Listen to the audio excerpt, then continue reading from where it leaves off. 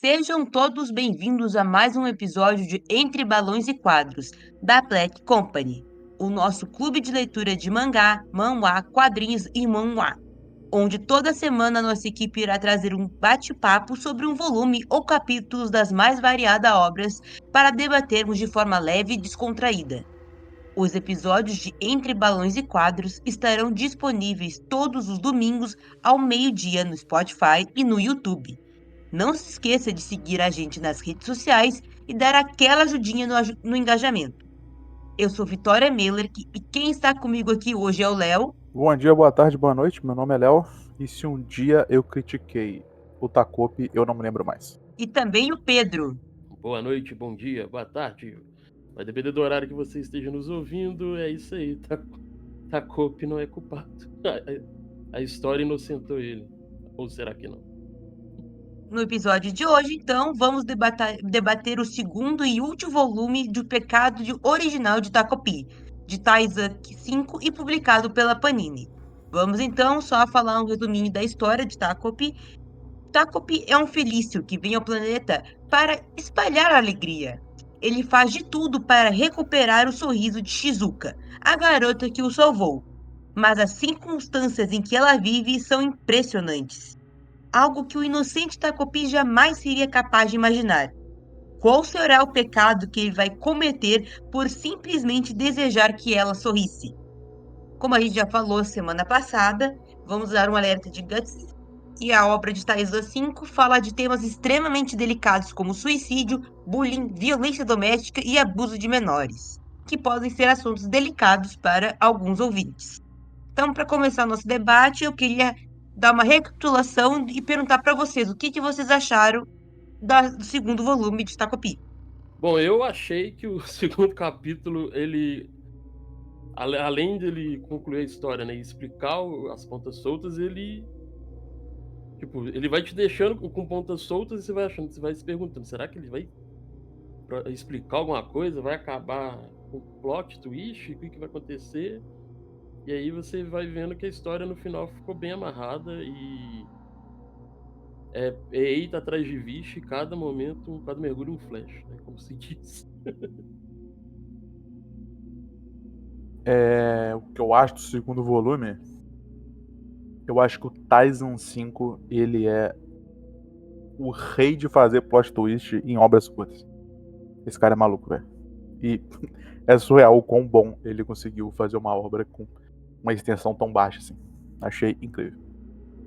Eu acho E, que eu vou. Desculpa. e o Takopi, ele é um dos seres mais incríveis do universo. Toda a crítica que eu tenho sobre ele, eu tiro. Ele é um deus.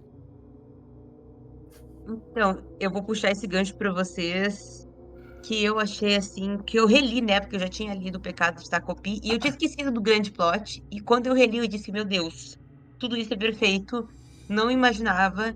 E é como vocês disseram, e o Léo disse muito bem, que o Taizan assim, consegue criar muitos plots numa obra extremamente curtinha e sem ficar forçado.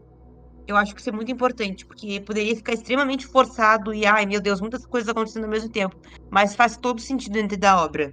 Então vamos, então, em frente. Como a gente já tinha discutido no outro episódio sobre o primeiro volume, a gente viu que as pessoas na obra são extremamente dúbias. Elas são tridimensionais, elas não são uma coisa nem outra, elas são várias coisas.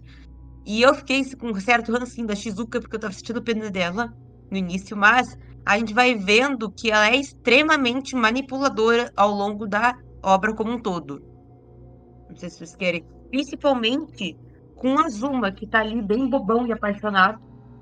E aí eu até anotei um ponto nisso que ela usa ele e ele fala que a paixão dela, na verdade, por ela, é no fato dela ser parecida com a mãe dele. Então ele tem esse problema tão freudiano assim, meio com a Sim. mãe, que ele Uhum. transporta isso pra ela. Aí eu não sei se vocês querem falar alguma coisa sobre isso.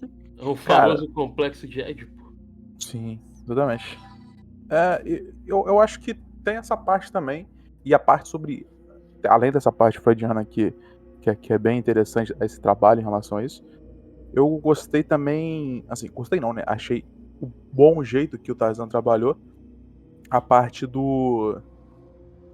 dessa dependência, assim, desse controle dela que ela tem sobre o Azuma, no nível que o Azuma chega a assumir responsabilidades para ela, que é absurda, né? Tipo assim, responsabilidades que são extremamente controversas, podemos assim dizer. Ele assume pela Shizuka, né? Ele assume que ele matou a menina porque ele gostava da Shizuka. Esse nível, tipo, de maluquice dele, assim, que é surreal, sabe? É justamente isso, né? Essa coisa meio Édipo, né? Que ele não tem o amor da mãe e tal, e aí meio freudiana também, né? Que ele tenta suprir o amor da mãe dele por alguém que se parece com a mãe dele. E aí a Shizuka, como qualquer pessoa que necessita de alguma coisa faz, aproveita que tem a pessoa ali na sua mão e usa e abusa dele, né? O menino, ele. Que a falta de um carinho materno não fez com a pessoa, né? E aí tá uma coisa que eu puxo pra Shizuka, que eu acho que ela tava tão presa naquele sofrimento dela que por vários momentos que eu tava lendo, a impressão que eu tenho é que ela não tinha noção do que ela tinha feito. Porque ela botou, depois que ela matou a Marina Chan, daquele rolê todo, que ela tinha que encontrar o cachorro. E aí, nada mais disso importava. Parece que ela meio que criou uma bolha em torno da morte, botou isso dentro da caixinha da mente dela, bem lá no fundo, e nunca mais falou sobre isso. Eu não sei se ela tinha consciência ou se ela tirou um peso das costas. Ficou muito dúbio, assim. Justamente fica meio. Fica muito assim, incerto, né? Se ela, na verdade, é maligna, não necessariamente maligna nesse aspecto da maldade pura de um personagem, de um vilão, né? Mas se ela tem esse lado meio ruim dela mesmo, se era um lado ruim dela mesmo, assim, e tal. E aí você vai vendo que mistura um pouco essa questão que você falou. Ela ficou tão hiper focada numa coisa só que achou que valeria a pena passar por tudo, até mesmo matar a Marina para poder voltar a ter a felicidade, encontrar o Chape e voltar a ter aquele gostinho de felicidade que ela tinha do lado do cachorro dela. Eu acho que a personagem ela é muito complexa, né? Ela tem toda essa questão do trauma que é muito relevante para todo tipo de atitude que ela vai tomar. E junto a isso, é igual a Vitória falou, eu concordo, esse fechamento dela nessa bolha, nesse objetivo único que ela traça, porque ela não tem mais nenhum horizonte, né? Além desse, o horizonte único que ela tem é ter o cachorro de volta e encontrar o pai dela. Ela não tem nada além disso na frente dela e por isso ela vai criando ela vai organizando o caminho dela para atingir esse objetivo. Não importa o que ela faça para atingir esse objetivo. E essa perda da balança moral dela nesse processo, obviamente tem a ver com esse abandono parental que ela tem e com toda a construção que teve até ali, sabe? Então, é difícil julgar alguma coisa relacionada a bem ou mal, certo ou errado nesse tipo, porque a personagem está muito desestruturada, né? De qualquer tipo de arcabouço moral ali para você julgar a ação dela. A gente fala bastante, desculpa, a gente fala bastante da inocência do Takopi, mas a gente tem que lembrar que os personagens, por mais que eles tenham essa noção moral maior que a do Takopi, eles ainda são crianças. Então, eles também têm esse grau de inocência, né? Então a gente fica meio assim, julgando muito mais a Shizuka muito numa né, noção moral atual nossa, tipo, que essa leitura não é para criança. Então, você geralmente lê você já sendo um adulto. Então, seu grau moral é diferente de uma criança. Você já tem uma noção maior de mundo, de visão de mundo, uma visão de mundo totalmente diferente. E a própria Shizuka é uma criança, né? E a gente fica assim, tentando julgar elas, né? Tanto a Shizuka quanto a Marina, quanto a Asuma.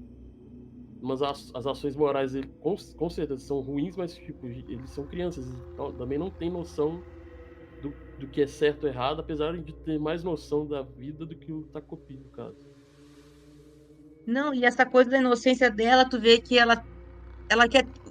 Ela não quer nada além de ver o pai e o cachorro. Então, ela é uma inocência bem infantil. ela acha que todos os problemas dela vão ser resolvidos quando ela encontrar o pai e o cachorro. E a cena que ela encontra o pai e o cachorro é muito bem feita, porque ela aparece, primeiro parece um cachorro novo, pequenininho, e aí depois vem o pai com um monte de criança. Então ela se deu conta que o cachorro, o Chape, não tá lá, e nem o pai, que o pai realmente abandonou ela de vez. Essa cena é uma quebra de expectativa muito grande, né?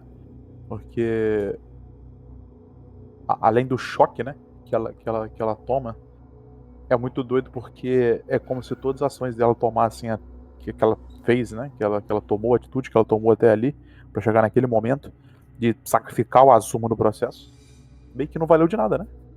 Tipo, o objetivo dela não foi atingido. Ela não conseguiu o que ela queria. E assim, uma personagem que obviamente já não é equilibrada emocionalmente, psicologicamente e tal, aquela dali é a gota final, né? Pra tudo ir embora. Se no início a gente. Ela não tinha. Tipo assim, na lógica, um suicídio não. Na cabeça de quem comete sempre tem uma justificativa, lógico, mas se no início ele ainda existia esperança, no caso, depois dela enfrentar tudo que ela viveu, assim, eu acho que meio que ela vai perdendo as esperanças totais, né? Então, tipo, ali seria uma cena que eu fiquei esperando de acontecer uma coisa desse tipo, igual aconteceu no primeiro capítulo. Eu fiquei assim, será que vai acontecer de novo um suicídio? Será que vai acontecer isso? E aí a história me dá um plot totalmente diferente, né, velho? É que eu acho interessante que essa história, como a gente falou, ela é bem curtinha, né? Não tem poucos capítulos, são 17 mais ou 20 capítulos, são realmente um mangá curto, mas ela consegue construir os três personagens principais de uma forma muito boa e única, assim. Se vocês forem ver, por exemplo, o Azuma, ele vai aparecer de fato, acho que na metade do primeiro volume pro fim, assim. Ele não tá no início da história. E a história dele é construída meio que pipocada, assim, em várias partes, assim, tem o irmão, a gente sabe do problema, e aí, só que ele vai sendo construído muito bem, e acaba que o Azuma, ele é um dos melhores personagens, assim, mesmo que a sua construção tenha sido diferente da Marina Chan e da Shizuka.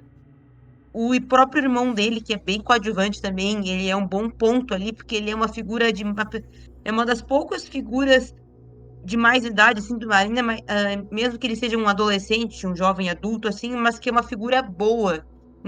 E os pais geralmente ali são umas figuras meio perturbadas, assim. É verdade, parece que, tipo, os adultos são totalmente as figuras, assim, toscas e conturbadas, né? E que acabam gerando mais pessoas com problemas mentais, com mais pessoas toscas, no caso, né? Porque você vai ver o que as pessoas. Tudo ali, a maioria dos problemas que a obra traz, assim, grande parte dos problemas, se resolveria se os pais fossem 1% presentes, né? Eu acho interessante também essa relação dos pais, é que eles não tem nenhum tipo de semelhança ou coordenação em relação a eles, né? Tipo assim, você tem ali alguns pais que são pobres, outros que têm problema em relação a amor, né? Tipo assim, de traição e não sei o quê, problema de um relacionamento. O outro tem problema em relação a expectativa nos filhos e em relação enfim, é muito gama de problemas diferentes que fazem esses diferentes pais terem esse abandono parental, sabe? Isso que eu acho legal porque o autor explora uma gama de motivos para isso acontecer e que, independente do motivo que aconteça, o resultado sempre foi catastrófico, sabe? E dentro disso também a gente pode ver que as crianças, em essência, tudo que elas queriam era o amor e a atenção dos pais. Por exemplo, o Azuma, ele queria ele queria a aprovação da mãe. E ele usa um óculos, tem o grau errado, porque foi a única coisa que a mãe dele deu pra ele. A Shizuka, ela vai atrás do cachorro, porque o cachorro é uma ligação que ela tem com o pai. E a Marina-chan, ela tem aquele problema da mãe e ela desconta na Shizuka pra defender a mãe. Então eles realmente são problemas de criança, de pessoas que querem ser amadas e terem a atenção dos pais. Até porque depois fica claro que todos eles estão ali no ensino fundamental, né? Então, tipo, eles Uhum. são literalmente criança mesmo. Isso, e até essa coisa da aprovação, uma coisa que me quebrou bastante foi quando o irmão do Azuma fala das panquecas, que nem são tão boas assim. Né? Então, tudo que ele esperava da mãe não era nem bom, entende? Essa parte da relação dos pais com as crianças é muito bem construída nessa obra. É, a questão Com da certeza. panqueca, por exemplo, pra quem não tem nada, qualquer coisa serve, né? Então, tipo, ele nunca teve. Então, por mais que a panqueca ali não seria boa, ele teria o carinho da mãe, o afeto dela ter reconhecido ele, né? De fazer a panqueca. Então, pra ele, o gosto da panqueca pouco importava, no caso, né? É a O af- figura da panqueca, né? A presença dela enquanto É, representação. isso. É. Era mais representação do que o gosto em si, né?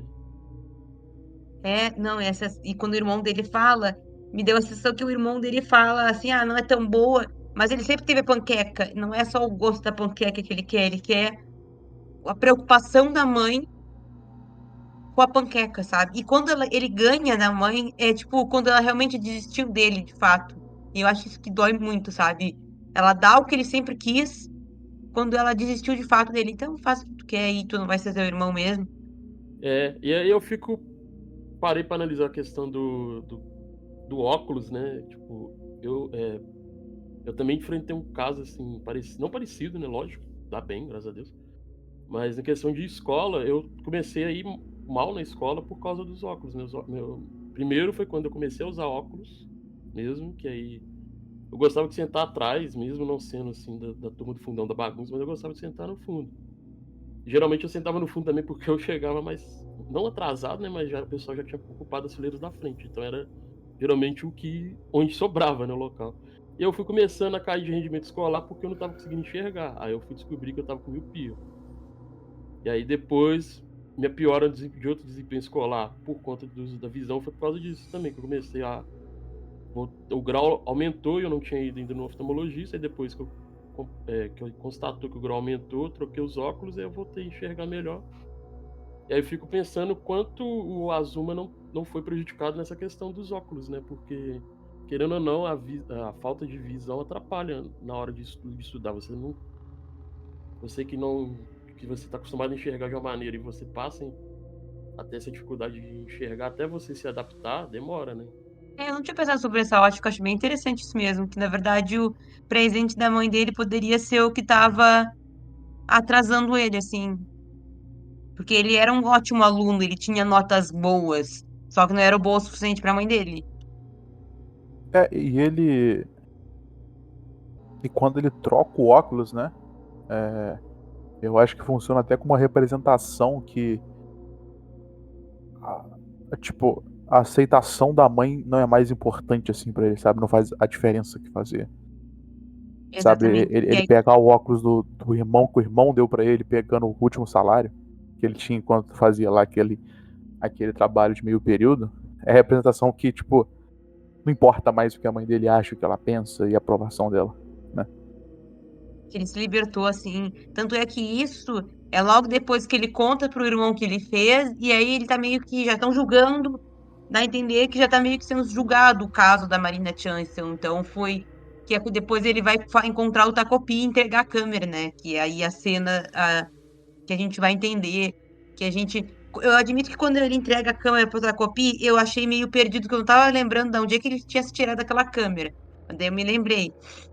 E é o próprio Takopi que observa, né? Eu acho isso muito legal, que esse diálogo dos dois personagens é muito bom. Não, essa parte do diálogo dos dois, ela é muito boa porque essa parte também elucida bastante sobre a personagem da Shizuka, né? E da toda a relação da motivação do Takopi de não realizar a missão que ele tinha com a Marina, né? No primeiro momento. Então, tipo, porque o Takopi ele tava numa eterna dúvida sobre essa questão de se a Shizuka era boa ou ruim, né? Porque ela tinha dado pão pra ele, né? Ele sempre deixou isso bem enfático, essa figura de dar o pão pra ele. Então, quando ele tava nessa dúvida do caralho, a figura do Azuma foi bem importante pra tirar essa dúvida e entender que os momentos que eles viveram juntos foi legais, foi bom e foi divertido, né? E foi Então, verdadeiro, né? foi verdadeiro esse momento todo. Uhum. Deu pra entender também pelas consequências que o Azuma ia sofrer em relação a ter assumido a culpa pela Shizuka, né? Porque tem toda aquela parte de falar que o irmão dele tá perdendo o emprego e tal, não sei o quê. Que a clínica da família dele tava fechada temporariamente e tal, não sei o quê. Então, e é muito louco porque era tão ruim a situação do Azuma antes, que esse momento, mesmo a repercussão vai ser horrível a longo prazo, pra ele tava bom, né? Tipo assim, era melhor que tava antes. Isso é um ponto muito maluco, assim, dessa parte da história. Bom, agora vamos entrar na parte mais interessante. Eu queria que cada um desse um depoimento do grande plot twist da obra. Isso, na hora que eu tava lendo, assim, aí eu tava lendo, não que eu tava lendo, assim, desapegado, né, mas eu tava lendo com expectativa diferente, né, achando que a obra ia pra um caminho, que a resolução ia ficar ali, tipo, todo mundo ia sofrer suas consequências, tudo mais. Aí o Takopi começa a conversar com a Azuma, e aí do nada Takopi tá convivendo com a Marina. Aí o quê? E aí eu fiquei assim, ué, não, tô lendo certo, perdi alguma parte. Tanto é que eu voltei na leitura e comecei a reler para ver se eu tava lendo certo, para ver se eu não tinha perdido alguma parte. E aí eu comecei a ler com mais, assim, prestando mais atenção em algum detalhe de alguma coisa no cenário em si, pra ver se não tinha passado alguma coisa também. E aí ele vai contando e a gente vai percebendo que, na verdade, o pecado foi cometido antes. Ele voltou no tempo antes, a primeira vez, para tentar, já que a gente já falou, que o Léo já até falou, a intenção dele era matar a Shizuka antes daquilo tudo acontecer. E aí ele se envolve muito com a Shizuka suicida, e ele começa a voltar no tempo já envolvido com a Shizuka, tentando fazer ela sorrir agora, dessa vez, e aí combina tudo no que combinou com a morte da Marina. E aí, bizarro, que tudo leva a esse ponto, assim, e aí o Takopi, num sacrifício a lá Deus Ex Machina / Jesus Cristo, volta no tempo mais uma vez, e a resolução maior fica que todo mundo meio que começa a ter a visão de vida diferente, né, do que elas estavam vivendo, principalmente a Marina e a Shizuka. Esse momento, esse plot pra mim, ele foi muito grande porque ele acontece, se eu não me engano, tipo assim, é logo após a Shizuka ter esse baque com os pais, né? Com o pai dela ali. Uhum. E ela pega uma pedra pra bater no Takupe, né? E E ela bate nele, inclusive. E, e- e parece que isso desencadeia a memória dele, né? Que ele tinha perdido lá por causa da mãe feliz. Que é todas as vezes que a Marina batia nele, né? E aí ele desencadeia toda essa história que aí o Pedro citou sobre o passado e tal, não sei o quê, e sobre o que aconteceu e como aconteceu, e que ele veio pra ajudar a Marina, na verdade, ele virou amigo dela. Eu também fiquei muito confuso nesse momento. Eu fiquei tipo assim, cara, o que tá acontecendo? Que porra é essa? Por que a Marina tá aqui? E aí eu percebi uma coisa, tipo assim, que pelo menos antes no primeiro volume eu não tinha percebido. Acho que a Marina não tinha antes, posso estar enganado, mas ela não tinha aquela cicatriz no rosto, né? Eu falei, não, a Marina não tinha cicatriz no rosto, não. Isso aqui é outra parada. E ela foi envolvendo com a Azuma, a Shizuka nunca aparecia. Eu falei, cara, isso aqui é uma linha temporal diferente. E eu acho que isso ficou um pouco claro, assim. Até porque eles mudavam os nomes dos personagens, né? Tipo assim, em vez de chamar pelo sobrenome, chamava pelo nome principal. Tipo, ela chamava o Azuma de Naoki, né? Que era o nome dele. E a Shizuka de Kozui, eu acho, que era o nome dela, se não me engano. E é muito doido você ver toda aquela parte ali, tipo assim, do ódio que ela teve, da, do ódio que ela teve dela ter matado a própria mãe, né? Naquele ato final, quando o Azuma troca ela pela Shizuka quando a Shizuka volta.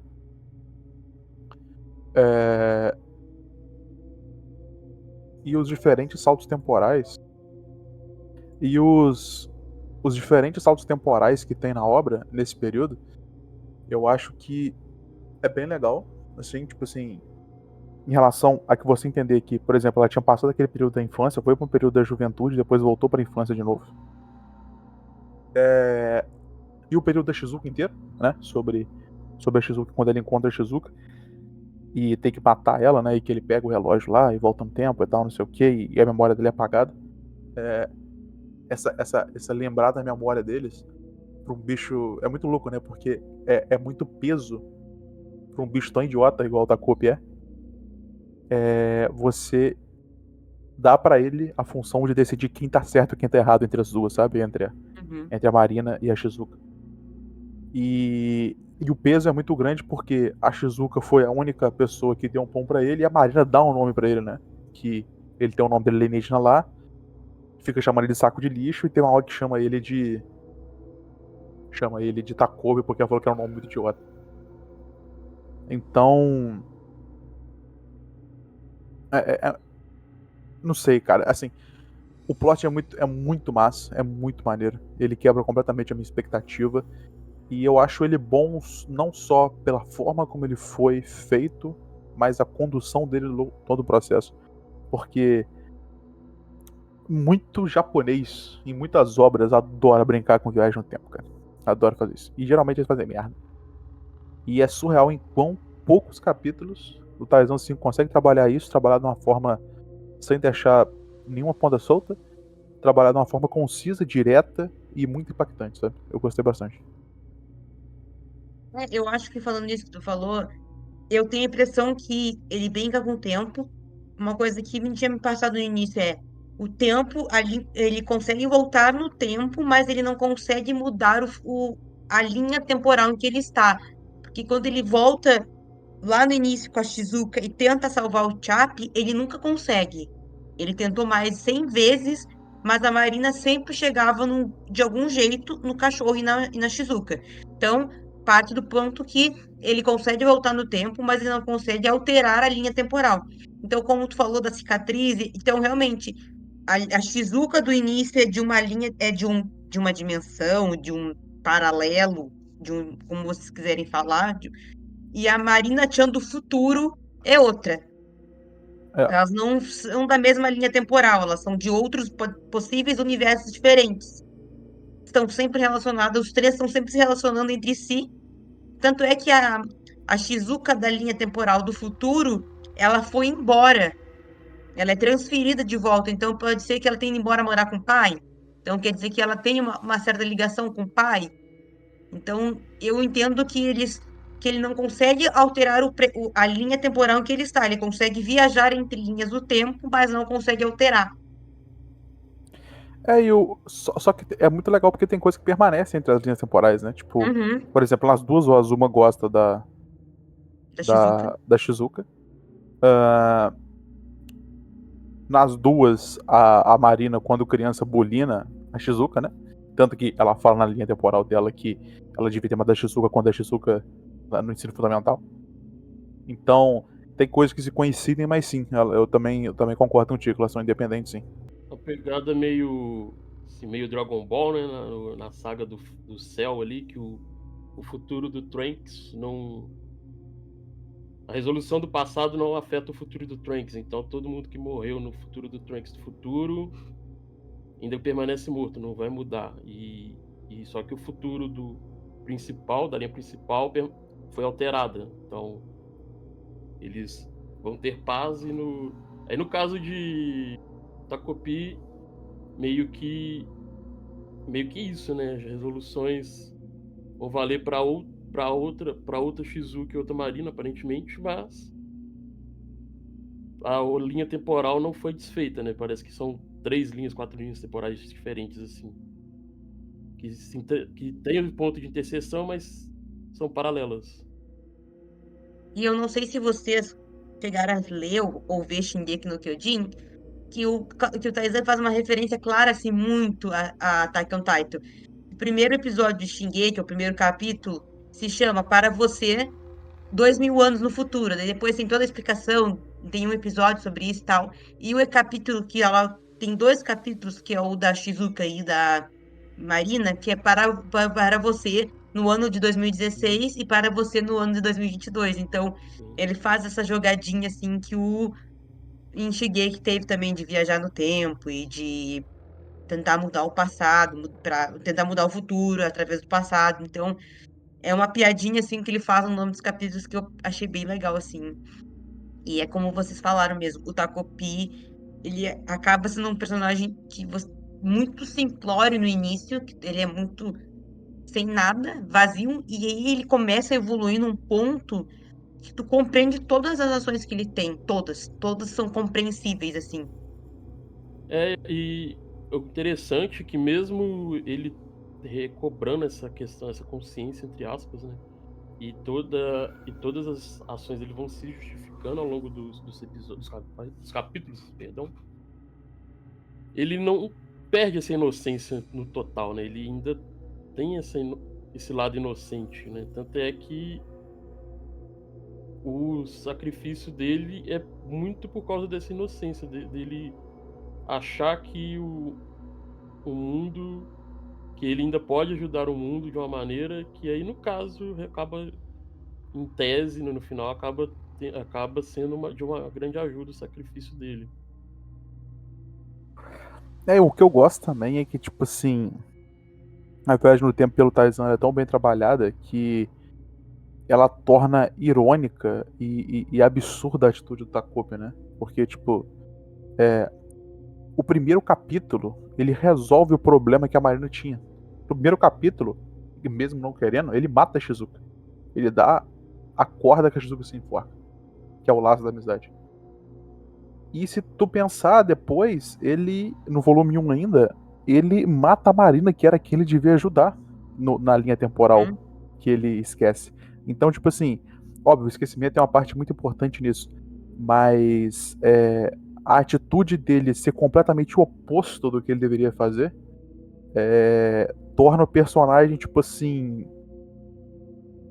Não é que ele é pouco confiável, mas ele é um personagem extremamente contraditório, sabe? Contraditório, tipo, em ação e tudo que o Takopi faz, ele faz errado.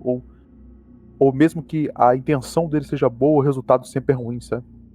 Ele é um personagem que, tipo, erra constantemente, falha constantemente.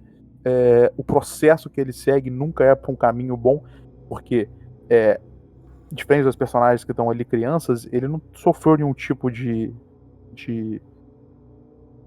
abalo psicológico de alguma forma. Todo o processo dele é um processo só de ingenuidade. E até quando ele vai lá pro espaço, lá, volta ao planeta feliz lá e fala com a mãe que a resolução pra felicidade é matar a Shizuka, sabe? Eu preciso do relógio pra mudar a dimensão e matar a Shizuka. Então, assim, todo o processo, sem exceção, ele do Takopi é errado, sabe? E o único que ele acerta é o sacrifício dele.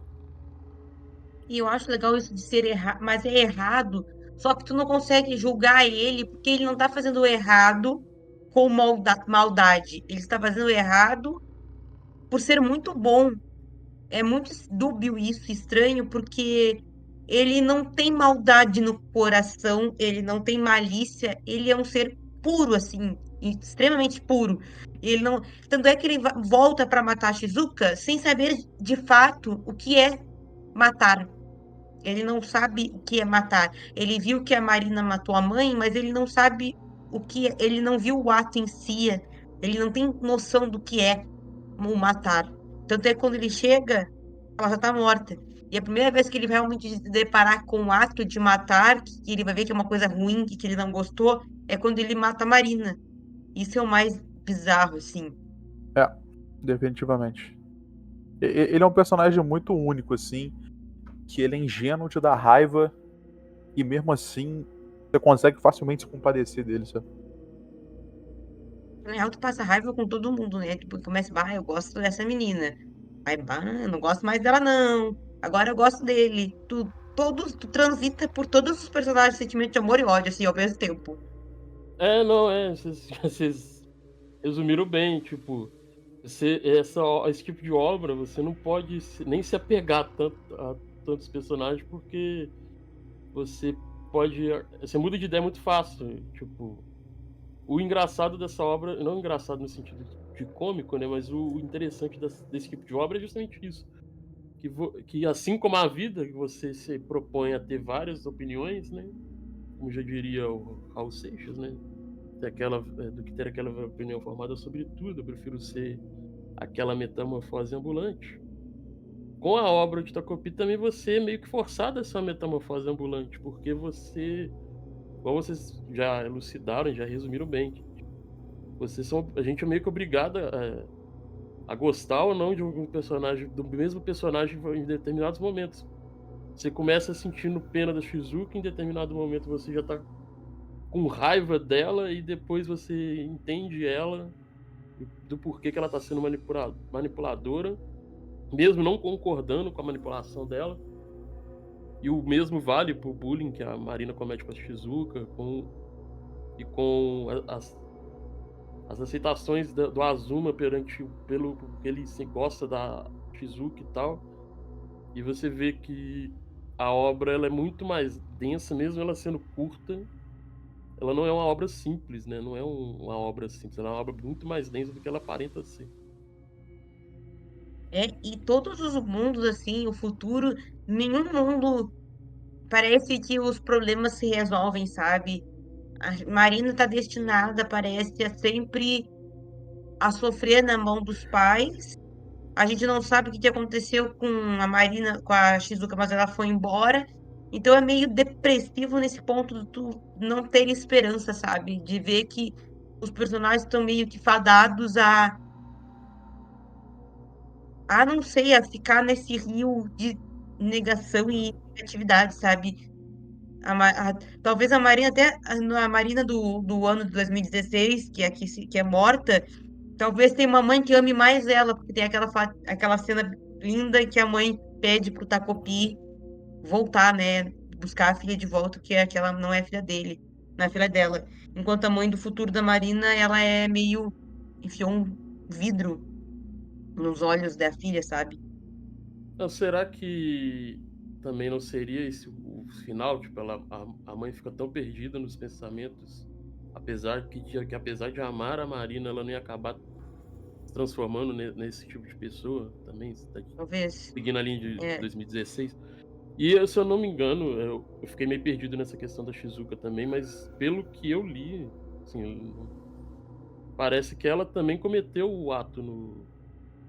É, Ou não? eu também entendo que ela, assim, você tá falando aqui a questão das filhas do pai dela? É, Pelo que eu entendi, ela sequestrou e matou os meninos também. isso, não é? Antes da cena final. Que tem aquela reportagem jornal, né, que fala: ah, Ah, é verdade. a família tal tá muito desesperada, que perdeu suas duas filhas, elas foram sequestradas, você não tem Desaparecida. notícia delas há muito tempo e tal. É, Isso. a interpretação que eu tive também foi essa, que a Shizuka sequestrou e matou elas. Tanto E que foi ela no chega na futuro, frente do né? Takopi naquele momento. É, naquele 2016, né? Naquela Uhum. linha temporal, a câmera ainda morre e tal, não sei o quê. E que o Takopi usa por última vez a câmera, né?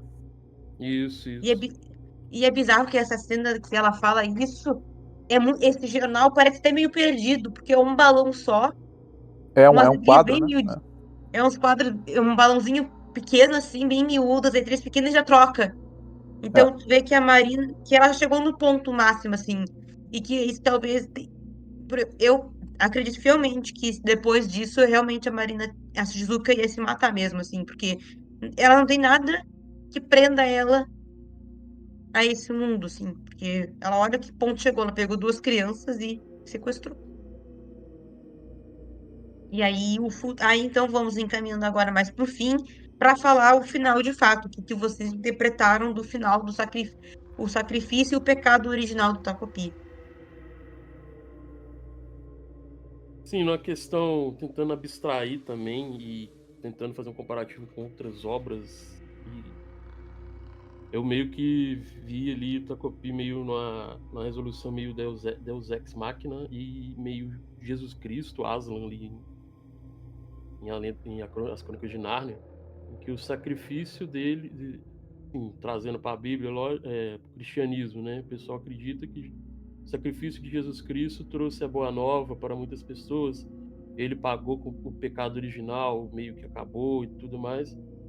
E aí meio que tem isso também, né? Com o Takope, ele se sacrifica pela última vez, fazendo a câmera funcionar, e ele retorna mais uma vez ao passado, e as meninas conhecem ele só que dessa vez tanto elas quanto a Azuma, eles estão em resolução diferente. Elas magicamente, ao ver o Takope pela primeira vez nessa linha temporal, elas viram amigas, né? Tipo, elas estão discutindo. A Marina continua cometendo bullying com ela, e a Shizuka acha o Takope. E aí elas começam a chorar do nada e passam a virar amigas, assim, muito do nada. Uma solução meio mágica, assim. E o Azuma começa a interagir com as pessoas na escola, né? Ele começa a ter amigos dentro da escola. Então, a interpretação que eu tive, né, é tipo assim, é muito louco porque é como se fosse uma troca de perspectiva, né? O Takope, pra ele lembrar dessa dimensão paralela que ele ajudava a Marina e não a Shizuka, ele teve que apanhar da Shizuka assim como ele apanhava da Marina. E quando ele faz o sacrifício dele pra usar a máquina, a câmera fotográfica lá da última vez, o momento das duas, né, ali das duas ali é o ponto que as duas vê um desenho do Takope, né, vê frases que ele falava sobre aquela flor que ele virava quando se transformava pra ficar no ombro da Shizuka. E depois o desenho no caderno de Shizuka, que ela desenhou um povo e tal, não sei o que. E elas, das diferentes dimensões ali, elas se ligaram através do Takope, a âncora, né? Que acabou ligando as duas ali. Pra mim, o mais maluco, assim, das duas se virarem amiga, né? Porque essa é a solução idiota que o Takope dá no primeiro capítulo, né? Ele fala assim, não, eu tenho que ajudar a Shizuka a ser amiga da Marina, né? Porque se as duas forem amigas, elas vão rir. E, tipo, você perceberam, obviamente, que a Marina tá fazendo bullying com a Shizuka e que, tipo, tem nenhuma chance das duas virarem amiga, sabe? E no final elas viram mesmo, então eu acho essa parte muito louca, assim. E eu acho importante a figura do Takupa enquanto âncora pra ligar as duas, né? Tipo assim, ele é âncora que ligou as duas dimensões. O único amigo que a Shizuka teve na vida, naquela cena antes dele voltar no tempo, que é uma cena muito forte da Shizuka falando sobre que ela não tem ninguém e citando toda a situação da vida dela, que não teve a mãe presente, o pai presente, o Chapo foi embora, ela perdeu tudo, todos que estavam ao redor dela. E a única pessoa que ela tem é o Takope, e quando o Takope vai embora pelo bem dela, né? O único que foi embora pelo bem dela, e não foi embora e deixou ela sozinha. Mas ele foi embora e deixou sozinha pelo bem dela, e não pra atrapalhar ela ou abandonar ela. E a Marina também, né? Que o Takope foi a única pessoa que tentou escutar ela, já que o pai dela separou da mãe. E a mãe dela tentou, no futuro lá de 2022, né? A mãe dela deixou ela cega, deixou os cicatriz no rosto. Ela matou a própria mãe e depois se matou também. Então, ele enquanto âncora para solucionar esse imbróglio entre as duas, eu achei bem bom a ideia disso. E esse sacrifício por parte do boneco tão ingênuo assim, eu acho muito interessante porque, tipo assim, é interessante essa ingenuidade dele e o sacrifício junto, porque você fica pensando, cara, ele tem ideia do sacrifício, sabe? Ele é tão ingênuo que ele tem ideia do peso do sacrifício, da necessidade do sacrifício. Ele tinha necessidade, tipo, ele tinha ideia, precisamente, que ele iria sumir pra sempre, do peso que aquilo tem, daquela decisão que ele ia tomar. Então, um personagem que tem esse nível de ingenuidade, tomar essa decisão muito séria e muito pesada nesse sentido, eu acho que eleva esse personagem a uma complexidade maior do que ele tinha no começo. Eu gosto disso. Então, eu acho que assim, o Tarzan, ele dá aula em construção de personagem, principalmente em obras pequenas, assim, sabe? É muito difícil ter uma obra de 17 capítulos e ter uma construção de personagem tão complexa igual o Takupi. Então, eu vou dizer a minha visão do que eu entendi do final. Pra mim, o final foi assim: o sacrifício dele foi ele deixar de existir e talvez criar uma linha do tempo onde ele não surgiu na Terra, a Shizuka não deu pão, a Marinette não encontrou ele, e as coisas meio que aconteceram de forma natural, porque o que eu tive de visão é que a ligação elas lembram do Takopi, mas é daquela coisa meio, como quando a memória do personagem é apagada, mas ele lembra, sabe? Que elas olham o desenho, isso é meio familiar, como se elas tivessem uma sensação que conhecem aquele ser, aquela formato, tanto é que elas olham para uma caneta que lembra algo bobo. Então, a visão que eu tive é que ele apagou a existência dele da mente delas, mas ficou um resquício, sabe? E aí elas se conectam por esse resquício de Takopi que elas têm a sensação de ter conhecido. Existe o sentimento. Elas têm um apego àquele ser que elas não lembram. Não sei se faz sentido. Não, eu também tive essa sensação também. Eu também Faz tive essa na, bastante sensação. sentido. que na verdade a existência dele na linha temporal, a gente conhece uma terceira, tem a linha temporal de 2022, a linha temporal de 2016 e essa terceira linha onde a existência dele ele não teve existência e as coisas meio que se encaminharam sozinhas. Então meio que a lição de moral assim do mangá também poderia ser que por mais terrível que a situação esteja naquele momento, a vida vai passar, sabe? Mesmo que pareça que é o inferno, que nada pode ser pior, vai passar, sabe? Elas passaram por tudo aquilo e mesmo assim se tornaram amigas, sabe? Porque no final elas realmente se tornam amigas. Não sei o Uhum. que vocês acham. Não, sim, elas pelo menos se aturam mais, né? No mínimo. É, E ali no final elas pelo menos se aturam mais, assim, né? Mas você tem um ponto de vista até interessante sobre isso, porque parece que elas têm uma sensação familiar realmente de ter conhecido o Takopi antes.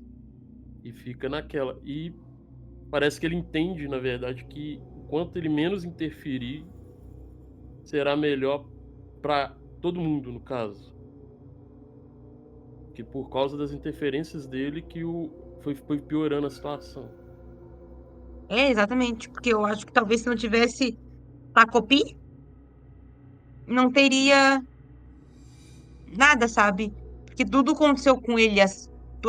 Ele matou a Shizuka, ele matou a Marina, ele fez aquela função da corda mágica que ela se matou. Então, talvez essa linha temporal seria ele sem interferência. Vocês querem dar suas considerações finais sobre o pecado original de Takopi? Minha consideração final é que eu recomendo bastante para quem ouviu a gente que leia também, não só nos ouça, né? Além de continuar nos ouvindo e assistindo em outros projetos da Black também, mas que leia também e tire sua própria conclusão, porque várias obras, Itacopi é uma delas, te permite ter vários pontos de vista de uma mesma situação, né? E a obra, principalmente a obra do Taizan, não deixa muita coisa claramente, sim, muita coisa óbvia, né? Por mais que te mostre ali. Cara, a minha questão final de Takopi, cara, é que.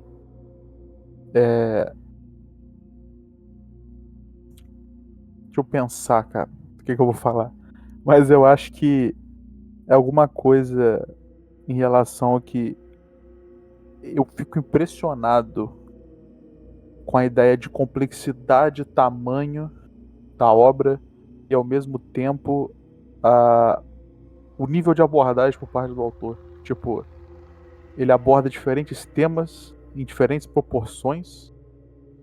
Ele não deixa de ser incisivo no que ele quer mostrar. Ele mostra uma solução, mesmo que ela talvez não seja agradável para as situações ali. Ele irrita, ele emociona, ele consegue deixar a gente, como é que eu posso falar, incomodado com o que tá acontecendo, visceral também muitas vezes, principalmente com alerta de gatilho aí, né? Mas, sei lá, eu acho realmente impressionante como é que ele conseguiu, tipo, abordar tantas formas de diferentes, tantos assuntos de diferentes formas, usando pouco personagem no escopo pequeno em pouco tempo, sabe? Eu acho que é uma obra realmente que ela trata de assuntos que devem ser abordados e ele aborda ela de uma forma que é muito interessante de ser consumido. Eu gostei bastante. Recomendo fortemente pra qualquer pessoa que não viu ainda. Ou não leu, né, no caso. Então era isso, gente. A dica que fica minha é que escutem a gente, mas antes de escutar, leiam o Pecado Original de Tocopi, porque os plots são melhores sem saber de spoilers. E olha que eu sou uma pessoa que gosta de spoilers. Esse foi então mais um episódio de Entre Balões e Quadros, onde a gente falou do Pecado Original de Tocopi, que é da Panini. A gente vai deixar o link aqui na descrição. Ele é completo em 2 volumes, então vem um kitzinho bem bonito da Panini. Vamos deixar o link na descrição. E era isso. Na semana que vem, já vou dar os spoilers do que teremos. Teremos um especial do episódio número 10 sobre Akira Toriyama, focado no seu one-shot Sandland, que já fizemos textos sobre o mangá e sobre o jogo. Então, venham escutar o nosso episódio 10, Akira Toriyama, especial Sandland. E É era isso. isso aí, valeu. Valeu, Muito beijo. obrigada, gente. Boa noite. Até a próxima. Até a próxima, boa noite. Até que não dá.